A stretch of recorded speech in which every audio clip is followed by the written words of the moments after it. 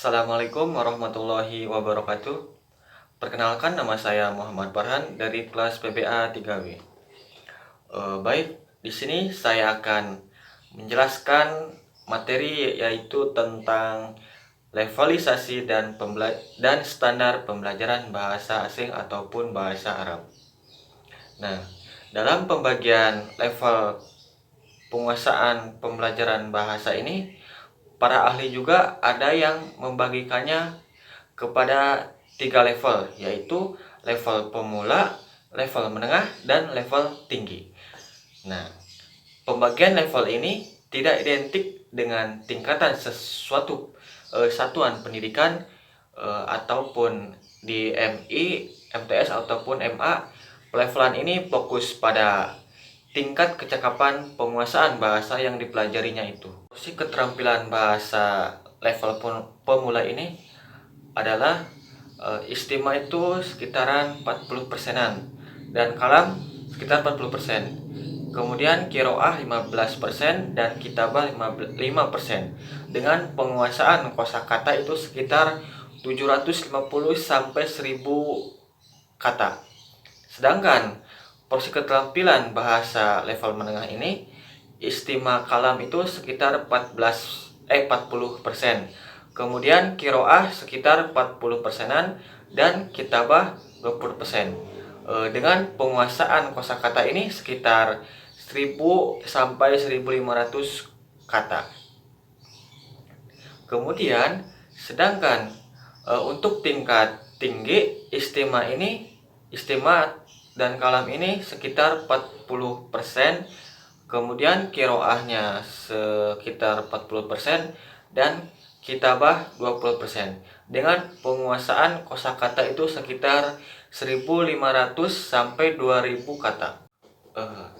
Dalam konteks pembelajaran bahasa Arab ini sebagai bahasa asing, perhatian terhadap pelevelan tersebut sangatlah penting, apalagi untuk level pemula. Untuk menjelaskan tujuan pembelajaran bahasa Arab ini sebagai bahasa asing itu ada tingkatan pemula, yaitu yang pertama mampu mengucapkan bunyi-bunyi huruf bahasa Arab sesuai tata aturan fonetik Arab. Dan yang kedua ini memahami ungkapan bahasa Arab yang disampaikan penutur asli yang berkaitan dengan tema, kosakata, dan struktur bahasa yang sudah dipelajarinya. Kemudian yang ketiga ini dapat menirukan ungkapan bahasa Arab dengan cara yang benar, memahami maksud dari ungkapan-ungkapan tersebut, dan bisa menggunakannya dalam kebutuhan komunikasi. Kemudian mampu mengekspresikan ungkapan-ungkapan yang berkaitan dengan pemenuhan kebutuhan sehari-hari seperti meminta makanan, menanyakan waktu, ataupun memperkenalkan diri sendiri dan orang lain dan sebagainya. Kemudian mampu membaca teks Arab dengan benar disertai dengan pemahaman pada tema yang sudah dipelajarinya. Kemudian mampu menulis huruf Arab dengan benar pada berbagai posisinya ataupun di awal kata, di tengah, maupun di akhir. Kemudian mampu menulis dengan benar melalui kegiatan imla pada tema yang sudah dipelajarinya. Kemudian mampu menulis teks sederhana pada tema yang sudah dipelajarinya.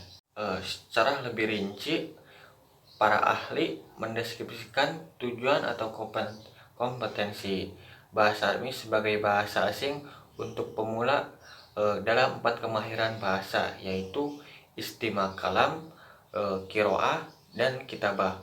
Kemudian ditambah lagi kecakapan pada aspek gramatika atau struktur kalimat, yaitu aspek menyimak. Aspek menyimak ini mencakup kepada 2 kompetensi, yaitu membedakan dan memahami. Kompetensi membedakan ini meliputi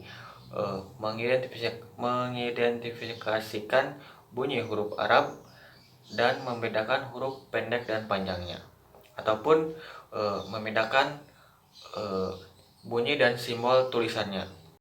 Sedangkan dalam aspek berbicara, ini mencakup mengucapkan huruf dan kalimat bahasa Arab dengan benar, mengucapkan huruf yang berdekatan makhrajnya, ataupun mengucapkan huruf yang berharokat pendek dan panjang dengan perbedaan yang jelas, ataupun mengucapkan kalimat sesuai dengan intonasinya yang tepat.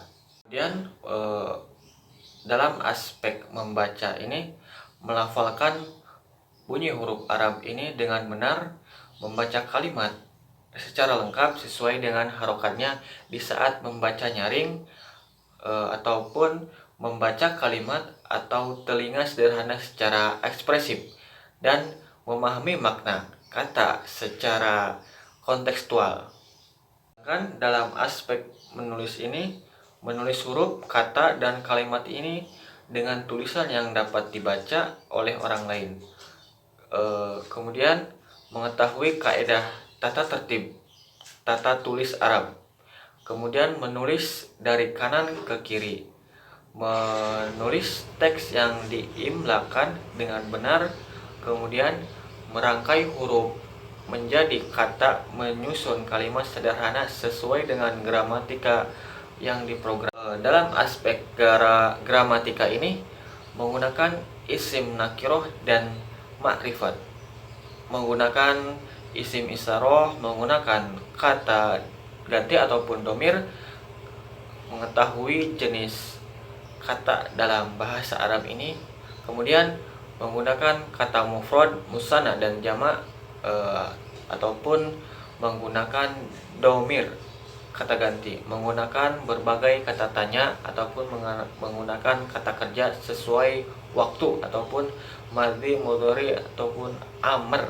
Kemudian standar pembelajaran bahasa asing ataupun bahasa Arab. Dengan tingkatan yang sudah dijelaskan, tentu standarisasi pembelajaran pada setiap tingkatan itu memiliki perbedaan yang mencakup pada kemahiran menyimak atau maharatul istima', dan kemahiran menulis maharatul kitabah, dan kemahiran membaca yaitu maharatul qiraah, dan kemahiran berbicara atau maharatul kalam. Mungkin cukup sekian yang bisa saya sampaikan, kurang lebihnya mohon maaf. Billahi taufiq wal hidayah. Wassalamualaikum warahmatullahi wabarakatuh.